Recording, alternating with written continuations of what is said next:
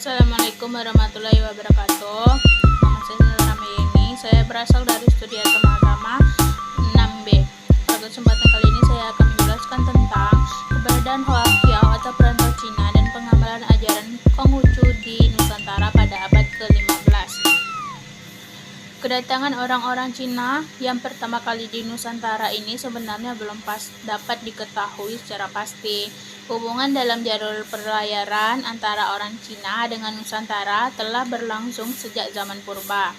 Hal ini dibuktikan secara arkeologis dengan ditemukannya sejumlah genderang perunggu yang berukuran besar di Sumatera Selatan, yang termasuk dalam budaya Dongson.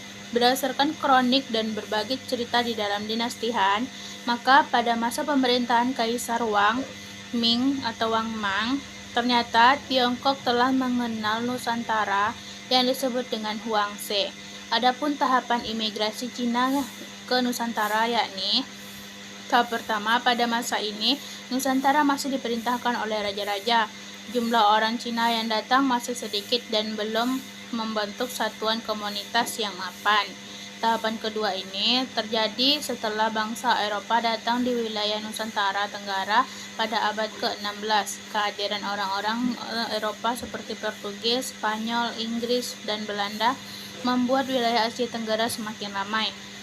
Mereka mulai menjadikan peluang bagi orang Cina untuk berpartisipasi aktif dalam berdagang.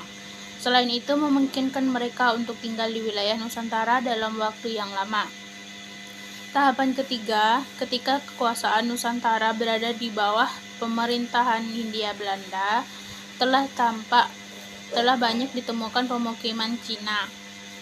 Adapun peran orang Cina masih seperti sedia kala sebagai pedagang perantara antara penguasa VOC dengan pengusaha pribumi dan pengusaha. Namun pada periode VOC, etnik Cina di samping sebagai pedagang perantara juga bekerja sebagai buruh di perkebunan yang dikelola oleh pemodal-pemodal VOC. Hanya saja sebagai pedagang perantara tetap dominan jika dibandingkan dengan peran-peran yang lainnya. Pada masa kekuasaan VOC, kendati orang Cina keberadaannya sangat dicurigai oleh pihak penguasa VOC, seringkali dijadikan mitra pedagang. Para pejabat VOC merasa senang berhubungan dengan orang Cina ketimbang harus berhubungan dengan rakyat-rakyat pribumi yang kental kultur feodalistiknya. Ajaran agama Konghucu ini mengandung unsur pembentukan akhlak yang mulia bagi bangsa Tiongkok. Konghucu selalu menghindari pembicaraan tentang metafisika, ketuhanan, jiwa, dan berbagai hal yang ajaib. Namun, ia tidak meragukan tentang adanya Tuhan Yang Maha Esa yang dianut oleh masyarakatnya. Pokok ajarannya itu yakni hidup ini ada dua, yaitu Yin dan Li. Ajaran tentang budi luhur dalam kitab Luin Yu, dunia itu dibangun atas dasar moral dan setiap manusia harus memelihara kekuatan batin dan konsep Wen.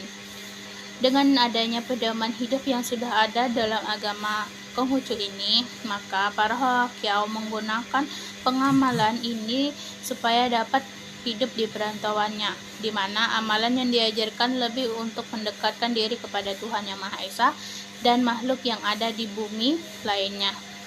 Kesimpulannya, keberadaan Hoa Kiao di Nusantara telah tampak pada abad ke-15. Hoa Kiao atau perantau Cina pada awalnya datang ke Nusantara tidak mempunyai niat untuk menetap di Nusantara.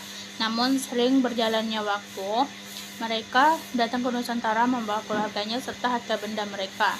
Pada awal kedatangan Hoa Kiao dibawa oleh negara penjajah Indonesia, yakni negara Eropa seperti Portugis, Inggris, Belanda, dan Spanyol. Negara penjajah membawa bangsa Cina ke Nusantara agar memudahkan mereka dalam menjual barang dagangannya, karena bangsa penjajah tidak ingin langsung berinteraksi dengan pihak pribumi dan Nusantara dan memilih bangsa Cina sebagai perantaranya. Bangsa Cina ini tinggal di Nusantara dengan membawa ajaran agama Konghucu. Mereka senantiasa mengamalkannya tanpa meninggalkannya. Sekian yang dapat saya sampaikan. Apabila terdapat kesalahan, saya mohon maaf. Wassalamualaikum warahmatullahi wabarakatuh.